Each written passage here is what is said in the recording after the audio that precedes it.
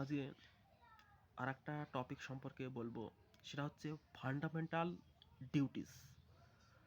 আগে পড়েছি fundamental rights, আর এটা হচ্ছে ফান্ডামেন্টাল ডিউটিস।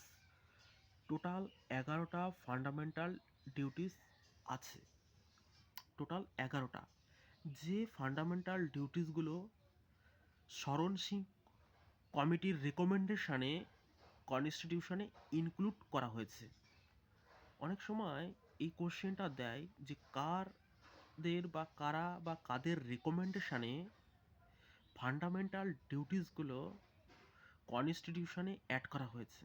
তো শরণ সিং কমিটি হবে। আর একটা কোশ্চেন দেয় যেটা হচ্ছে কতগুলো ফান্ডামেন্টাল ডিউটিস আছে, সেটা হচ্ছে 11টা ফান্ডামেন্টাল ডিউটিস আছে। এই 11টা ফান্ডামেন্টাল ডিউটিস, হ্যাঁ, সংবিধানের পার্ট নাম্বার 4 51A এগুলো ইনক্লুড করা আছে। তো অনেক সময় এটাও দেয় যে আর্টিকেল নাম্বার কত, কোন আর্টিকেলে ফান্ডামেন্টাল ডিউটিসগুলো ইনক্লুড করা আছে। তো 51A পার্ট 4।